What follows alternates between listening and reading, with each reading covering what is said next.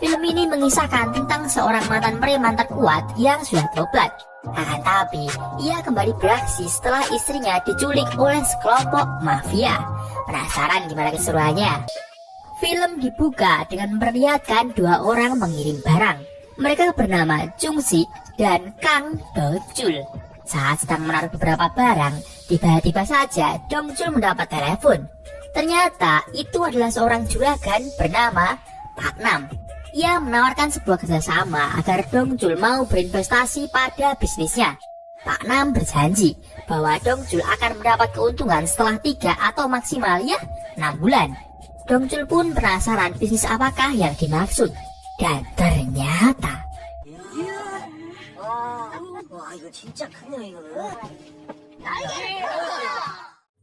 bisnis yang dimaksud adalah jual beli kepiting raja. Malam harinya setelah pulang kerja, Dong-chul mengatakan kepada istrinya yang bernama Kim Ji-soo tentang usaha kepiting raja milik Pak Nam. Ia menjelaskan bahwa pria tua itu akhir-akhir ini untung besar dari menjual kepiting raja. Mendengar hal itu, Ji-soo pun memperingatkan Dong-chul agar tak mudah percaya kepada orang. Di tempat lain, seorang bos mafia bernama Gi-tae saat itu sedang melakukan tugasnya untuk menagih hutang. Namun, karena bapak tua ini belum memiliki uang, Gi-tae pun langsung mengambil batu dan ingin memukulnya. Akan tetapi, setelah melihat perempuan bernama Soyeon yang tak lain merupakan anak bapak itu, Gi-tae pun mempunyai sebuah ide.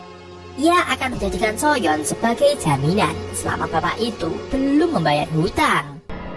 Karena kurang memperhatikan jalan, anak buah Gi-tae menabrak sebuah mobil yang faktanya itu adalah mobil milik Dong-chul. Secara halus pria besar itu pun keluar untuk meminta pertanggungjawaban. Namun dengan angkuhnya anak buah Gi-tae malah melemparkan uang kepadanya. Melihat hal itu, Ji-soo pun keluar lalu meminta suaminya agar menelpon polisi. Khawatir akan tertangkap, Gi-tae pun langsung bertindak dan memukuli anak buahnya tepat di depan Dong-chul. Ia juga meminta maaf atas kejadian tersebut. Melihat hal itu, Dong-chul pun segera pergi dari sana. Akan tapi, tanpa ia sadari, Gi-tae melihat istrinya dengan tatapan kesal. Setelahnya, terjadilah hal ini cuy.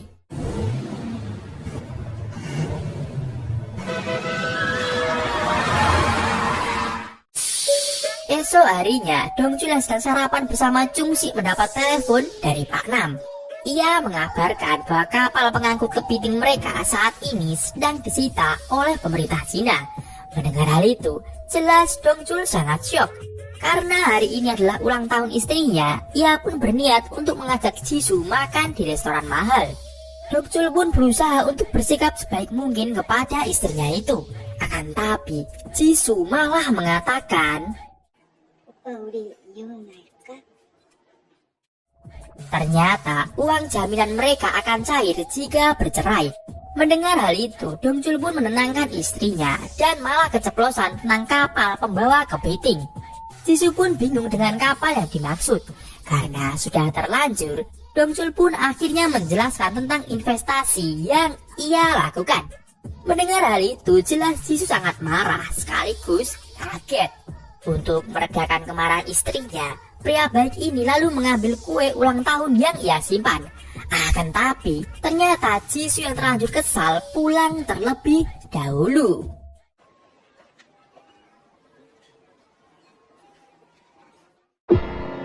Di rumah, Ji-soo yang sedang sendiri dikejutkan dengan bel yang tiba-tiba saja berbunyi. Tahu bahwa itu bukanlah Dong-chul, Ji-soo pun memilih untuk tak membukanya. Tapi tanpa diduga, pintu itu berhasil dibobol dan masuklah seorang pria misterius yang langsung mengejar Ji-soo. Di lain sisi, Dong-chul yang sedang dalam perjalanan ke rumah, tiba-tiba saja dihadang oleh sebuah mobil yang sedang memindahkan barang. Kembali lagi ke Ji-soo, ternyata pria misterius tadi adalah anak buah Gi-tae. Akhirnya, Ji-soo pun berhasil diculik. Singkat cerita, setibanya di rumah, Dong-chul kebingungan karena tak menemukan istrinya. Melihat bahwa rumahnya berantakan, ia tahu bahwa hal buruk telah terjadi. Esok paginya, Dong-chul melaporkan penculikan tersebut ke polisi. Rekaman kamera menunjukkan sebuah mobil yang dicurigai milik penculik istrinya. Tapi sayang, karena parkiran di sana gelap, mereka tak bisa melihat nomor kendaraan itu. Di luar saat Dongchul akan pulang, ia dihampiri oleh Jung-sik. Lalu tiba-tiba saja, Dongchul mendapat telepon, yang ternyata itu dari si penculik. Ia mengajak Dongchul untuk bertemu di sebuah restoran tepat jam 2 siang. Singkat cerita, hampir 1 jam Dongchul menunggu di sana, namun tak ada siapapun yang datang. Hingga akhirnya ia mendapat telepon yang mengatakan bahwa tas di depannya adalah milik Dongchul. Lalu saat dibuka ternyata berisi uang. Mencurigai bahwa penculik ada di sana, Dongchul pun langsung berteriak meminta Jung-sik mengejar orang itu. Tapi ternyata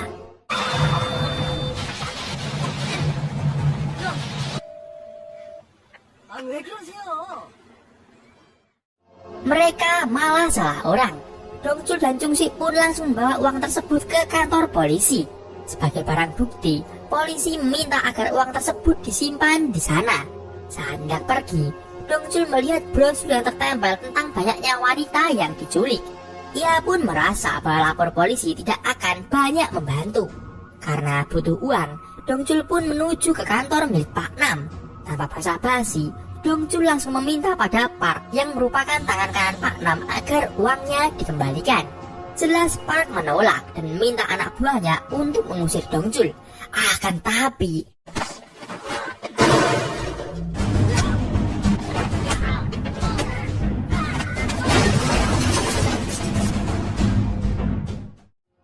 tanpa diduga, Dongchul yang sedari awal terlihat sangat baik dan sabar ternyata mampu menghajar semua anak buah Park hingga babak belur. Akibatnya, Park yang ketakutan akhirnya memberikan uang miliknya. Lewat kenalan Jung-sik yang bernama Dusi, mereka akhirnya menemukan sebuah tempat judi yang sangat tersembunyi.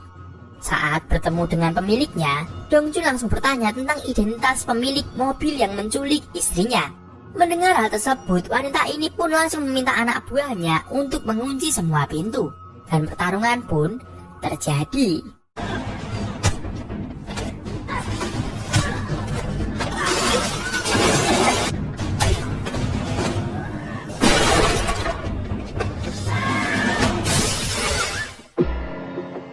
Dengan sangat mudah, Dongchul menghajar habis semua orang di sana. Dan jelas karena ketakutan, wanita ini pun langsung mengatakan semua informasi yang ia tahu. Wanita ini juga memberikan kartu nama sebuah klub malam sebagai petunjuk. Karena kemampuan bertarungnya, saat berjalan pergi dari tempat itu, Dusi bertanya kepada Jung-sik tentang identitas asli Dongchul. Di sini terungkap sebuah fakta mengejutkan bahwa ternyata Dongchul dulunya adalah preman nomor 1 di Korea. Akan tapi hidupnya berubah setelah ia bertemu dengan Kim Ji-soo.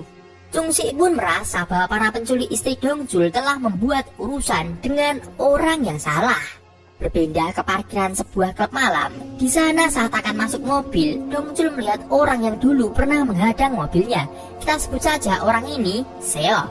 Nampak orang itu sedang membawa sejumlah perempuan berpakaian menggoda menuju sebuah klub malam. Lalu, saat Seok pergi, Dongchul mendekat ke mobil hitam tersebut. Dan tanpa diduga, ia menemukan sebuah kartu nama restoran belut tempat ia menemukan tas berisi uang. Lalu, saat Seok kembali, tanpa basa-basi, Dongchul langsung mengajarnya. Tapi sayang, di sini Seok berhasil kabur.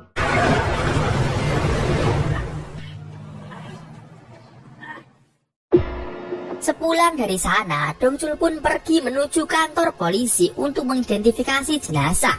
Tapi untung saja, itu bukanlah Jisoo, melainkan perempuan yang hilang 2 tahun lalu bernama Lee Hyun-jung.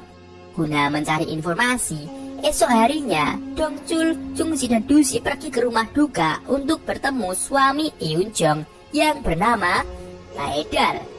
Dari pengakuannya, ia menceritakan bahwa setelah istrinya hilang 2 tahun lalu, Baedal juga sempat diculik oleh seseorang yang ternyata adalah Kite. Sama seperti kasus Dongchul, terlihat di sana Kite juga memberikan uang sebagai pertukaran. Setelah bercerita, Baedal pun memberikan dokumen yang berisi sebuah alamat dan kartu nama bertuliskan Daesung Finance kepadanya. Dan saat Dongchul akan pergi, hal mengejutkan terjadi.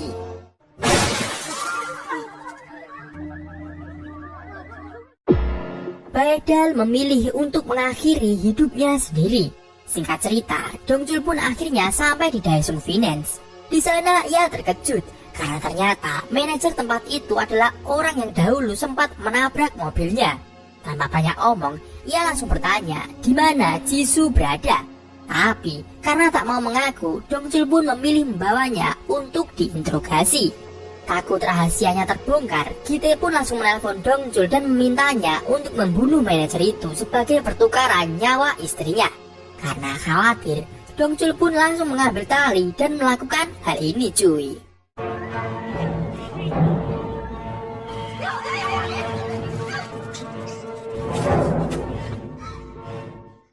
Pada akhirnya, Gi-tae berjanji akan melepaskan Jisoo jika Dongjul mampu mengembalikan uangnya.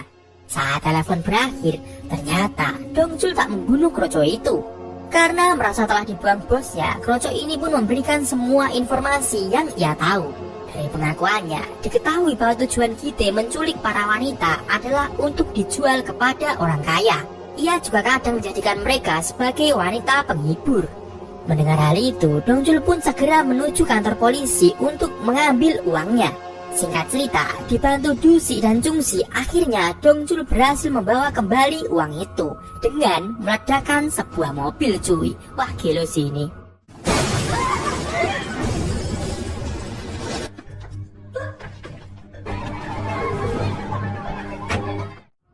Di tempat lain, Gi-tae sedang mengajar Seok karena memukuli Soyeon hingga babak belur.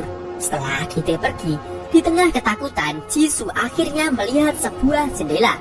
Dibantu Soyeon, ia pun berusaha sekuat tenaga untuk membuka jendela itu dan akhirnya berhasil. Namun saat giliran Soyeon, tiba-tiba saja Gi-tae datang dan menariknya. Melihat Jisoo berhasil kabur, Gi-tae bersama anak buahnya langsung melakukan pengejaran. Hingga saat akan tiba di kantor polisi, sayang sekali Gi-tae lagi-lagi berhasil menangkapnya. Kembali lagi ke Dongjul, berkat informasi dari si kroco tadi, akhirnya ia berhasil menemukan markas milik Gi-tae.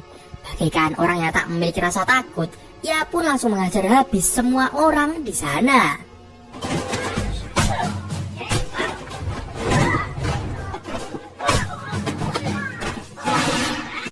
Dongjul pun masuk ke sebuah kamar yang ternyata di dalamnya ada orang yang lumayan kuat. Tapi tanpa diduga, Dongjul berhasil mengalahkannya dengan satu pukulan saja. Di lain sisi, Gi-tae memerintahkan tangan kanannya yang bernama Choi untuk memindahkan semua wanita. Karena ia tahu markas miliknya sudah tidak aman. Akan tapi, dua MVP kita yaitu Jungsi dan Dusi berhasil menggagalkan usaha tersebut. Kembali lagi ke Dongjul, saat akan berjalan keluar, akhirnya ia bertemu dengan Choi. Pertarungan sengit pun lagi-lagi terjadi.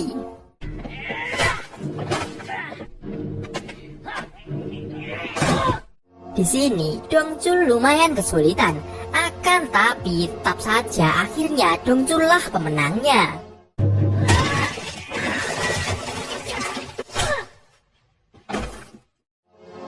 Singkat cerita, saat dalam perjalanan pulang, Dongjul bertemu dengan sebuah mobil yang ternyata di dalamnya terdapat Gi-tae dan Jisoo. Dongjul pun langsung melakukan aksi pengejaran yang sangat epik. Tapi sayang, di sini Gi-tae berhasil menggulingkan mobil Dongjul. Gi-tae pun mengambil kapak dan ingin menghabisi pria itu dengan tangannya sendiri. Namun yang terjadi,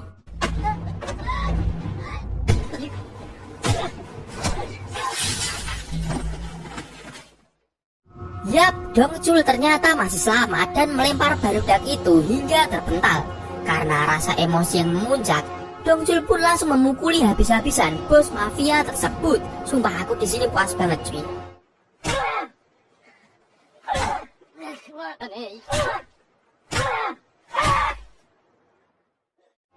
Setelahnya, Dongjul mendatangi mobil Gi-tae dan akhirnya ia berhasil menemukan Kim Jisoo. Polisi pun mulai berdatangan ke sana untuk melakukan pengamanan.